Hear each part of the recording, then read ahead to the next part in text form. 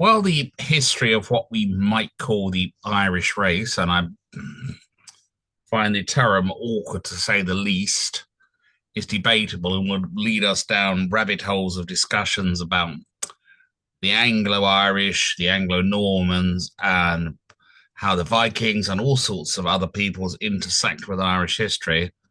I thought we might have a look at a particular obsession from the Victorian age. It was an obsession the Victorians had about quite a lot of other races as well, if we can still use a term race, which is a term that's at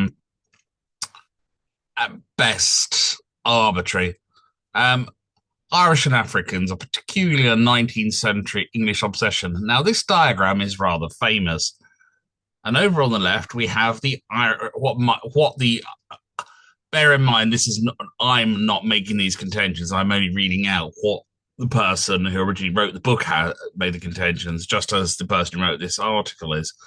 We have the Iberian race, the Anglo-Teutonic race, with that splendid gentleman with his lovely nose, and we have the Negroes.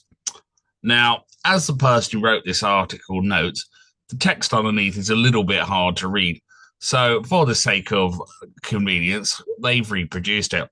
The Iberians are believed to have originally been an African race who thousands of years ago spread themselves through Spain over Western Europe. Their remains are found in the barrows of burying place in sundry parts of these countries. The skulls are of low prognathous type. They came to Ireland and mixed with the natives of the south and west, who themselves are supposed to be of low type and descendants of savages of the Stone Age. Well, I suppose I'm quite a low savage type, so no problem about that. I'm a descendant of small farmers and peasants who lived in various small towns and small little villages in Ireland, so no problem with that. Who, in consequence of isolation from the rest of the world, had never been outcompeted in the healthy struggle of life, and thus made way according to the laws of nature for superior races. And of course, you could also respond, it's utter bullshit. And it was just advanced basically to allow for things like land clearance and to justify stuff like that.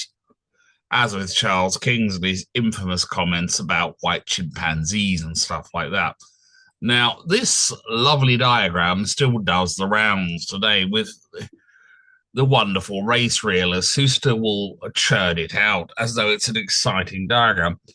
What I find hilarious is many of the white race realists have a good percentage of Irish blood in their makeup, or they'll actually be talking to audiences that include Irish people, and they never read out that bottom bit, that bit there, where it's a bit blurry because it's been reproduced, obviously, from a Victorian book originally.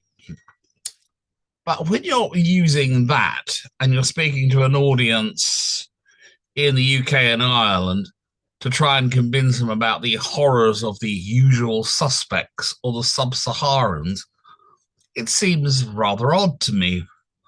But there you go. These strange contradictions are the stock in trade of those who trade in trying to trumpet about ethnic supremacy and always have been.